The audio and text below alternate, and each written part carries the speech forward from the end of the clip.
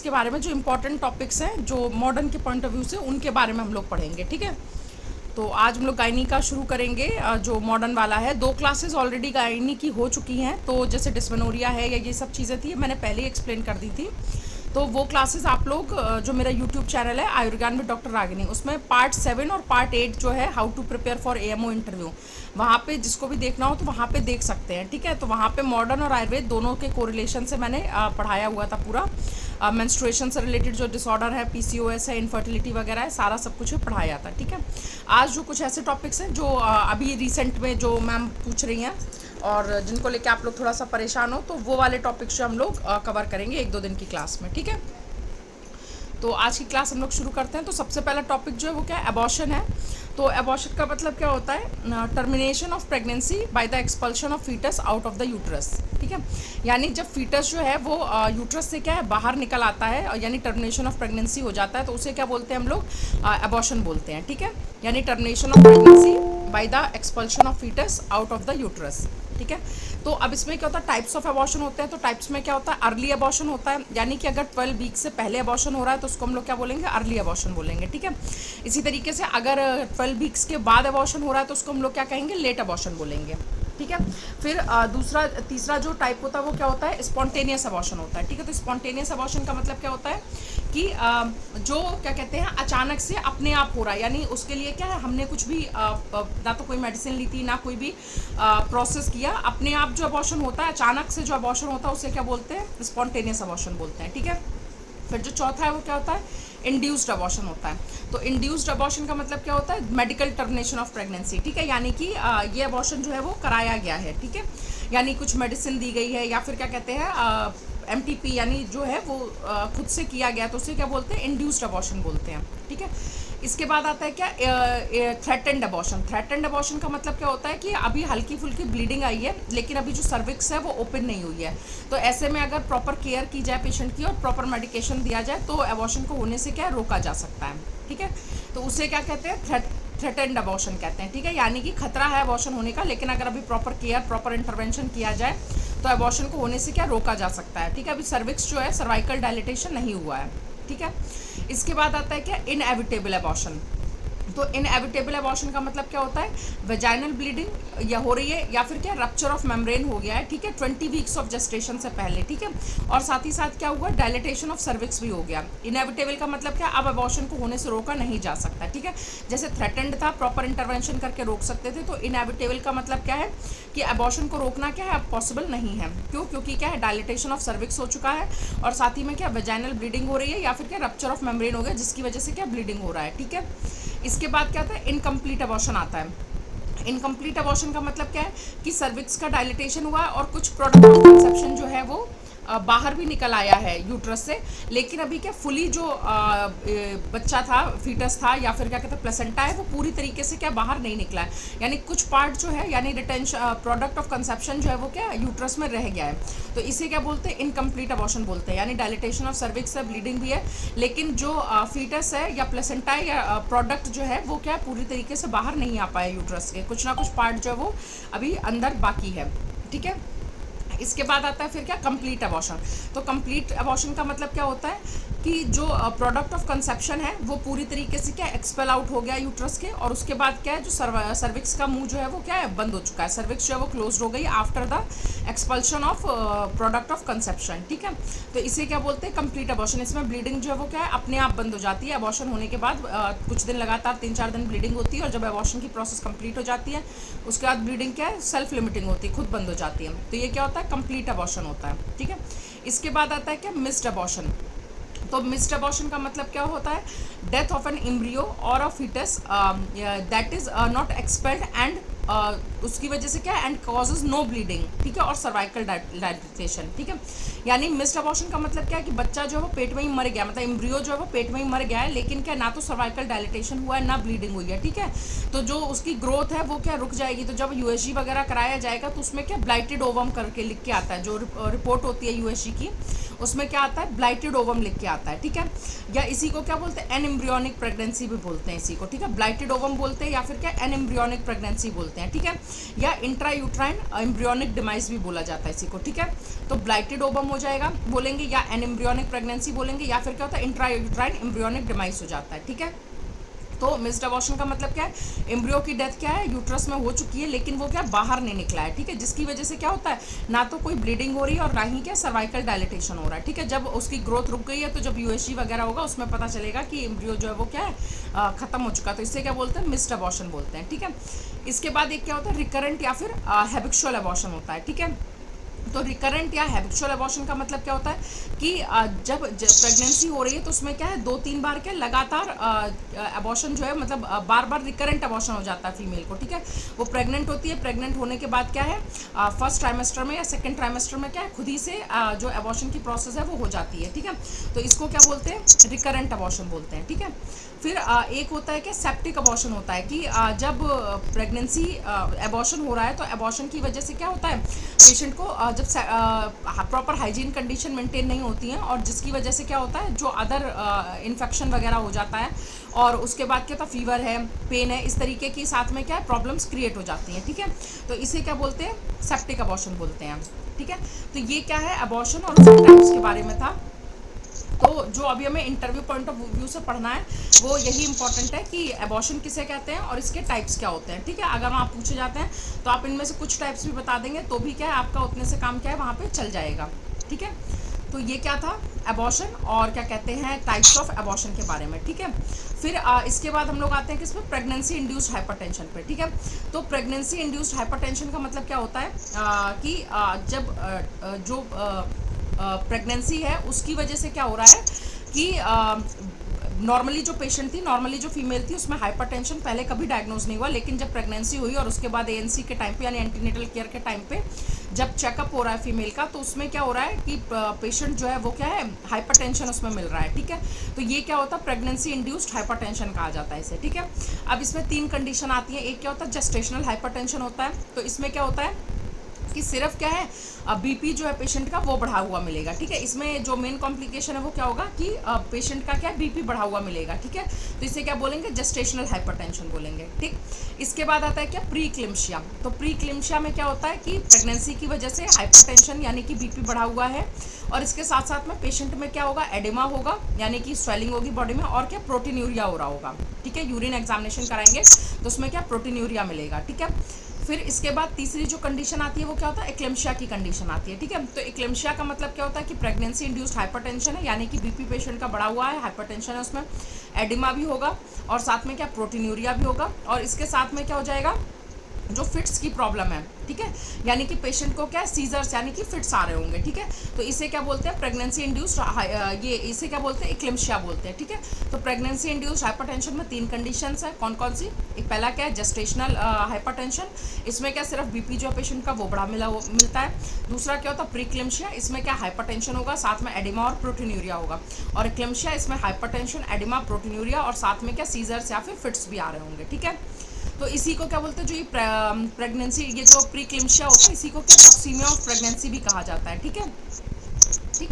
तो अब इसकी बात करें कि कॉजेज़ क्या होते हैं टॉक्सीमिया ऑफ प्रेगनेंसी के, तो इसमें क्या है कई सारे कॉजेज़ हो सकते हैं जैसे कि क्या है एज है वो हो सकता है या फिर क्या कहते हैं जो प्रोडक्शन होता है एंजियोटेंसिन 2 का, नॉर्मल प्रेगनेंसी होती है तो जो एंजियोटेंसिन 2 होता है उसका प्रोडक्शन जो है वो एंजियोटेंसिनेज जो है वो कंट्रोल करता है, ठीक है। लेकिन क्या होता है जब टॉक्सीमिया ऑफ प्रेगनेंसी में क्या हो जाता है कि जो वेस्कुलर सेंसिटिविटी है वो बढ़ जाती है, ठीक है, जिसकी वजह से क्या होता है कि लिपिड सिंथेसिस जो है उसमें थोड़ा डिफेक्ट आ जाता है, जिसकी वजह से क्या होता है प्रोस्टाग्लैंडिन जो है उसकी सिंथेसिस में भी क्या होता है डिफेक्ट आ जाता है, ठीक है।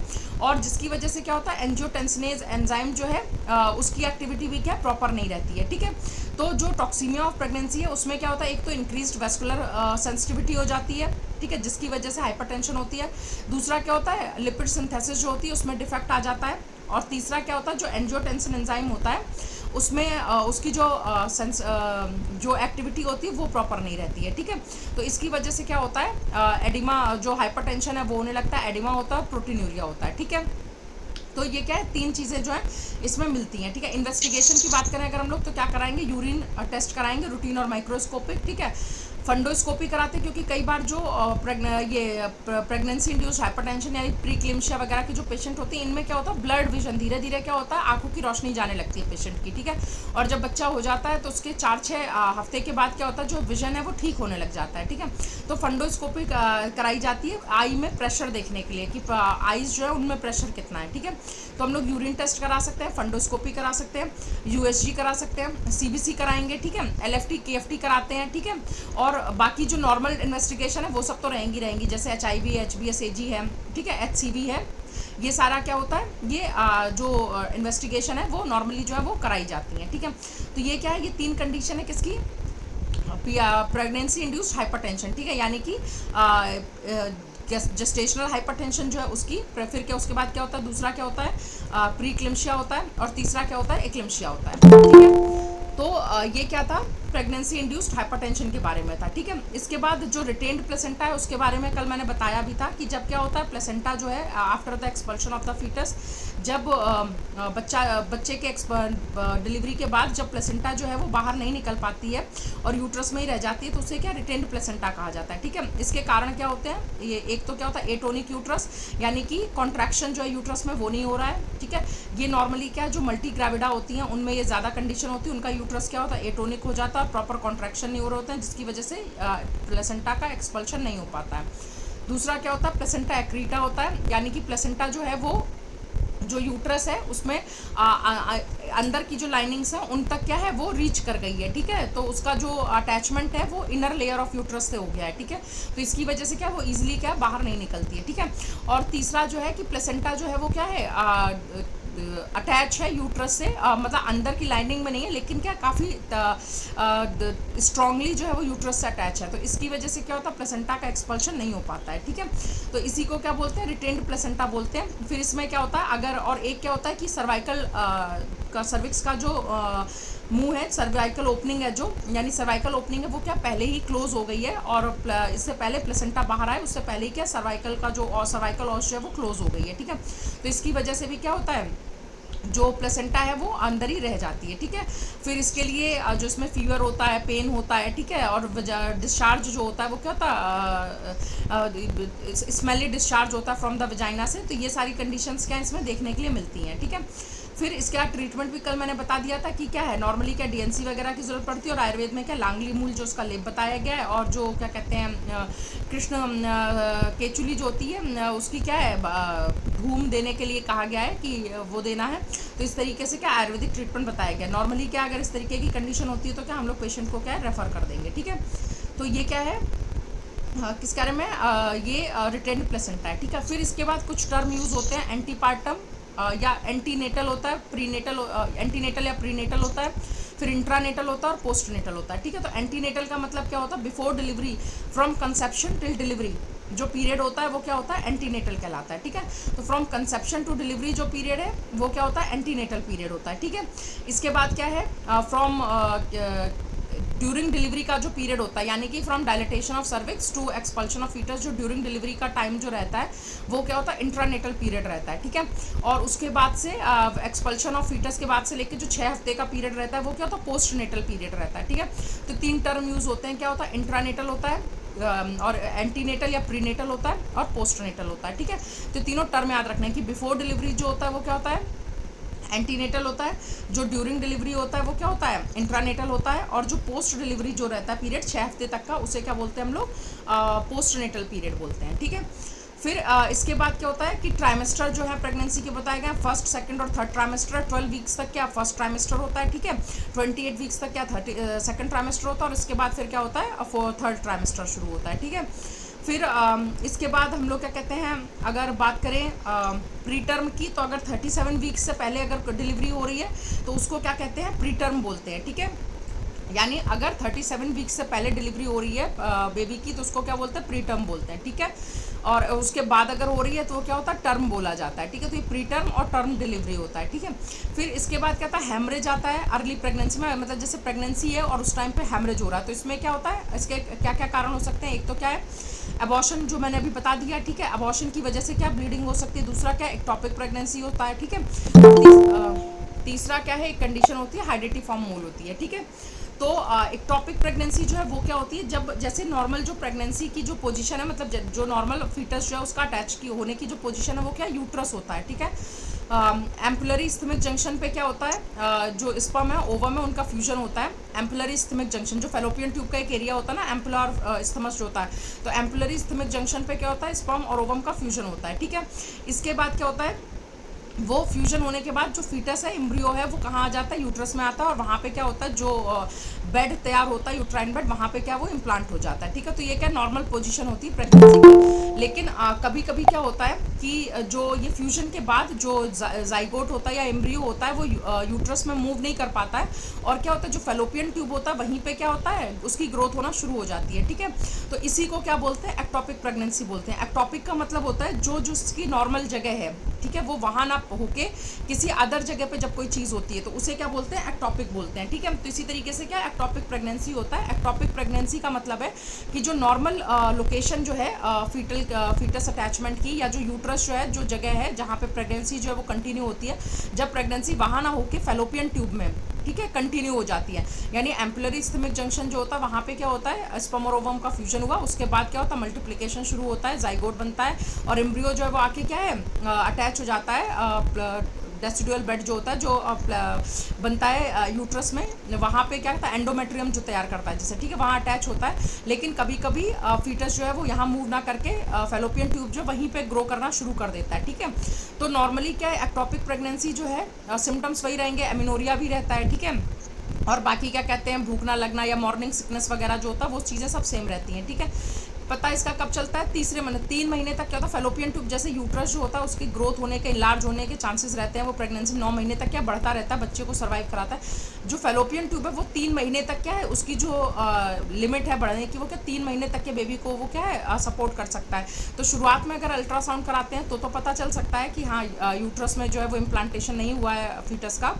और अगर नहीं ऐसा हो रहा है तो तीसरे महीने पे क्या होता है, अचानक से क्या सीवियर पेन शुरू होता है पेशेंट को, ठीक है।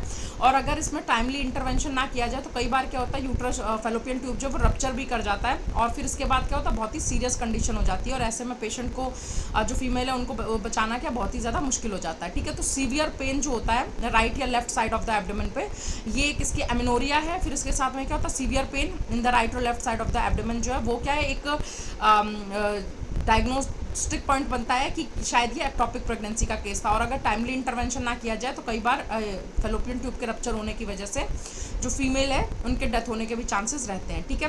नॉर्मली यूएसजी से इसे पता किया जा सकता है। अगर फर्स्ट मंथ पे या सेकंड मंथ पे अल्ट्रासाउंड हो रहा है तो जो प्रेगनेंसी है वो फेलोपियन ट्यूब में मिलेगी, यूट्रस में नहीं मिलेगी। तो इसमें करना यही होता है कि आउट किया जाता है सीजर करके, फिर बच्चा जो उसको फेलोपियन ट्यूब से बाहर निकाला जाता है, ठीक है। कंटिन्यू नहीं करा सकते इस तरीके की प्रेगनेंसी को, ठीक है। तो इसे क्या बोलते हैं, एक्टोपिक प्रेगनेंसी बोलते हैं। तो ये आज कुछ इंपॉर्टेंट पॉइंट्स थे जो कि मॉडर्न में जो गायनी है, जैसे ये मैंने रिटेन प्लेसेंटा बता दिया, और जो प्री टर्म होता है, और जो इंट्रानेटल, पोस्टनेटल और एंटीनेटल है वो बताया। इसके साथ ही एक चीज़ होती है एंटीनेटल केयर होती है, तो सबको पता है, कई बार रिपीट भी कर चुकी हूँ। आइडियल जो होता है विजिट्स जो होती है वो 7 मंथ तक क्या होता है, पर मंथ एक विजिट होनी चाहिए, अप टू 7 मंथ हर महीने पे एक विजिट होती है। फिर 7 मंथ से लेके 9 मंथ तक क्या होता है, 15 डेज पे एक विजिट शेड्यूल्ड की जाती है, और 9 मंथ से लेके डिलीवरी तक क्या होता है, 7 डेज पे हर 7 डेज पे एक विजिट शेड्यूल की जाती है। बट इन केस अगर ऐसा नहीं हो पा रहा है तो आइडियल क्या है, 4 विजिट्स जो है वो कम से कम क्या मैंडेटरी बताई गई है। पहला क्या है, एज सून एज प्रेगनेंसी जो डायग्नोस होती है तो क्या है, कम से कम क्या है 12 हफ्ते से पहले क्या एक जो है विजिट हो जानी चाहिए, ठीक है। दूसरा जो है वो क्या है 24 से 28 के बीच में, तीसरी जो है वो 32 हफ्ते तक है, और जो चौथी है वो 36 वीक्स जो है उसके बाद के बीच में क्या एक विजिट हो जानी चाहिए। तो WHO की या जो मैंडेटरी हैं वो क्या है एटलीस्ट 4 विजिट्स हैं, जबकि जो क्या कहते हैं आइडियल है वो क्या 7 मंथ तक हर महीने एक एक डिलीवरी, एक एक विजिट, फिर उसके बाद 15 डेज पे अप टू 9 मंथ, और उसके बाद क्या है हर वीक होती है विजिट, ठीक है। इसमें करना क्या होता है, एएनसी में केयर वही होता है, जैसे पेशेंट आती है तो पहले हमें सबसे पहले उसका क्या है बिल्ट वगैरह देखना होता है कि लीन है, थिन है, या फिर क्या ओबीज पेशेंट है, किस तरीके का उसका बिल्ट है, ठीक है। फिर हाइट वगैरह क्या है, इसके साथ ही साथ क्या होता है जो उसकी हिस्ट्री लेते हैं प्रॉपरली कि एलएमपी क्या था, उस मतलब कब लास्ट मेंस्ट्रुअल पीरियड जो है, वो एलएमपी का फुल फॉर्म होता है लास्ट मेंस्ट्रुअल पीरियड, तो पूरी मेंस्ट्रुअल हिस्ट्री लेते हैं। उसके बाद उसका ग्रेविडा यानी पहला प्रेगनेंसी है या सेकंड या थर्ड प्रेगनेंसी है, तो ये सारी हिस्ट्री लेने के बाद फिर फैमिली हिस्ट्री लेते हैं कि कोई ऐसी बीमारी तो नहीं है जो फैमिली में रन कर रही हो। इसके बाद क्या है हम लोग जो नॉर्मल इन्वेस्टिगेशन कराई जाती है वो क्या होता है, सीबीसी होता है, ठीक है। सीबीसी से क्या हमें हीमोग्लोबिन और इन्फेक्शन का पता चल जाता है, ठीक है। सीबीसी होता है यूरिन रूटीन माइक्रोस्कोपिक होता है, ठीक है। एबीओ आरएच यानी ब्लड ग्रुप और आरएच फैक्टर कराते हैं आरएच इनकम्पैटिबिलिटी देखने के लिए, जिसकी वजह से क्या होता है सेकंड प्रेगनेंसी जो होता है उसमें क्या होता है, अगर आरएच नेगेटिव हो, अगर फीमेल आरएच नेगेटिव हो और उसका हस्बैंड जो आरएच पॉजिटिव हो और बच्चा अगर आरएच पॉजिटिव होता है, तो क्या होता है कि फर्स्ट प्रेगनेंसी में तो मदर और बच्चे का ब्लड जो है जब तक प्रेगनेंसी रहती है तब तक वो क्रॉस नहीं करता है एक दूसरे को, ठीक है। तो फर्स्ट प्रेगनेंसी ईजिली हो जाती है, कोई प्रॉब्लम नहीं होता है, ठीक है। लेकिन जब डिलीवरी होती है उस टाइम पे मदर और बच्चे का ब्लड जब एक दूसरे के कॉन्टैक्ट में आता है, तो क्योंकि उसमें आरएच पॉजिटिव वो होता है, तो मदर का जो बॉडी होती है वो उसको क्या फॉरेन बॉडी की तरह ट्रीट करता है और उसके अगेंस्ट में क्या एंटीबॉडीज बना लेता है, जिसकी वजह से जब जो सेकंड प्रेगनेंसी होती है तो उसमें अगर बच्चा आरएच पॉजिटिव होता है तो उसके अगेंस्ट में क्या है एंटीबॉडीज पहले से तैयार करके रेडी रहती है मदर की ब्लड में, जो मेमोरी सेल्स होती है उनमें सेव रहती है, जिसकी वजह से क्या होता है वो उसके अगेंस्ट एंटीबॉडी बनाती है और क्या होता है अबॉर्शन हो जाता है, ठीक है। अगर अबॉर्शन नहीं होता तो कंडीशन बोलते हैं उसको इरिथ्रोब्लास्टोसिस फीटालिस बोलते हैं, ठीक है। जिसमें बच्चा जो कई बार तो क्या होता है पेट में ही बच्चा मर जाता है, तो इसकी जो डायग्नोसिस होती है इसमें जैसे एक्सरे कराते हैं ना तो उसमें बुद्धास साइन मिलता है, उसे बोला जाता है बुद्धा साइन, इसलिए ऐसा बोला जाता है क्योंकि बच्चा जो था फूल जाता है, फूल के उसमें एडिमा हो जाता है और उसके सर के चारों तरफ जो होता है ना वो एक हेलो स्फीयर सा बन जाता है। तो जैसे बुद्ध जी जो थे मतलब पीछे उनके चारों तरफ जैसे वो चक्र जैसा साइन होता है, इसीलिए एक्सरे में मिलता है ये, तो इसे बुद्धास साइन भी बोला जाता है, मतलब ये इसका एक प्रोमिनेंट साइन होता है इरिथ्रोब्लास्टोसिस फीटालिस जो होता है उसमें, ठीक है। तो मतलब ये कंसेक्यूटिव प्रेगनेंसीज जो उनके लिए खतरा होता है, ठीक है। ये कल और एक्सप्लेन कर दूंगी इसको, कल जब भी टॉपिक पढ़ाऊंगी इरिथ्रोब्लास्टोसिस फीटालिस क्या होता है, ठीक है। तो इसके अलावा हाँ जो एएनसी है तो उसमें जो इन्वेस्टिगेशन कराई जाती है वो क्या क्या होती है, सीबीसी होता है, एबीओ आरएच होता है यानी ब्लड ग्रुप और आरएच फैक्टर देखते हैं हम लोग, ठीक है।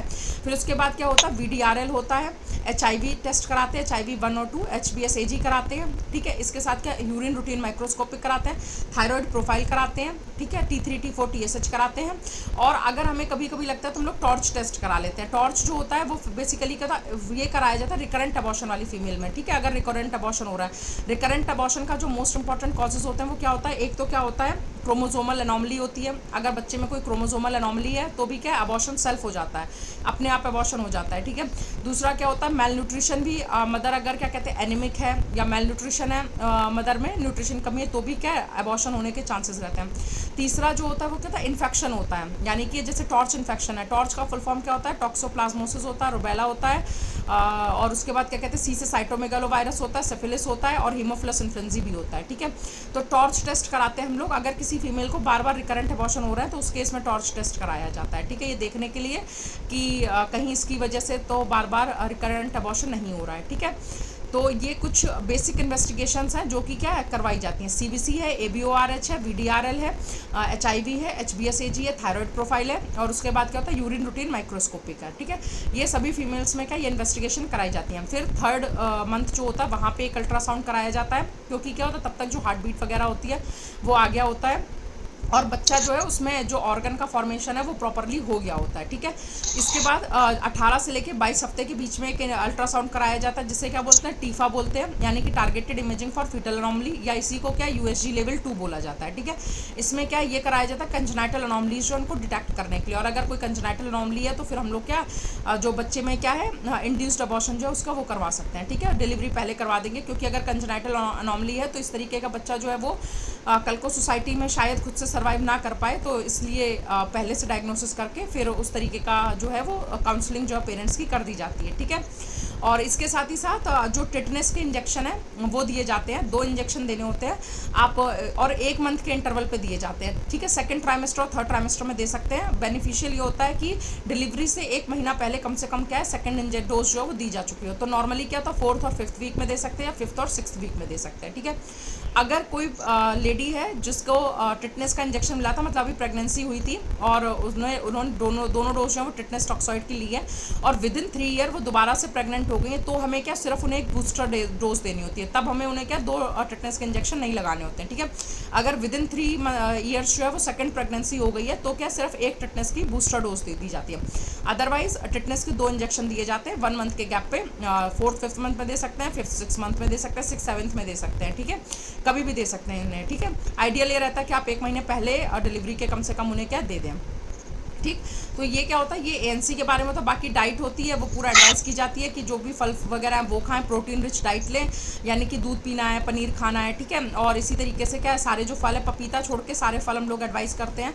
खीरा है, चुकंदर है, पालक है, हरी पत्तेदार सब्जियां हैं, ठीक है, नींबू पानी है, ये सब कुछ पीना है, ठीक। भारी सामान नहीं उठाना है, ज़्यादा ट्रैवल नहीं करना है, और जीने नहीं चढ़ने हैं, ठीक है। बहुत ज़्यादा देर उखड़ू नहीं बैठना है, कोई भी ऐसा काम नहीं करना जिससे क्या स्ट्रेस हो, या दिमाग पे क्या मतलब बहुत ज़्यादा सोचना नहीं है, बहुत ज़्यादा टेंशन नहीं लेनी है, ठीक है। स्ट्रेस वगैरह जो है ये भी क्या अबॉर्शन जो है इंड्यूस कर देते हैं। तो ये नॉर्मल क्या हील्स वगैरह जो है वो पहनने के लिए अवॉइड करते हैं। अल्कोहल है, स्मोकिंग है, अगर मदर को इस तरीके की कोई हैबिट है तो हम लोग क्या उससे डिस्कार्ड करते हैं कि ये सारी चीज़ें जो वो ना करें, क्योंकि अल्कोहल सिंड्रोम जो है बच्चों में होता है, जिसमें बच्चों की आंखें क्या छोटी हो जाती हैं, ठीक है। तो अल्कोहल है, मतलब इसका नेगेटिव इफेक्ट होता है बच्चों की हेल्थ पे, तो हम लोग अल्कोहल, स्मोकिंग जो है इन सब चीज़ों को क्या है, जंक फूड वगैरह जो उसे क्या अवॉइड करने के लिए कहते हैं। तो ये क्या है, ये एंटीनेटल केयर के बारे में है। अगर पूछा जैसे वह गर्भिणी परिचर्या पूछ रहे हैं, तो आप गर्भिणी परिचर्या या एंटीनेटल केयर पूछ रहे हैं, तो आप आयुर्वेद और जो मॉडर्न का है कॉन्सेप्ट उसको दोनों को मिलाते हुए इस तरीके से बता सकते हैं, ठीक है।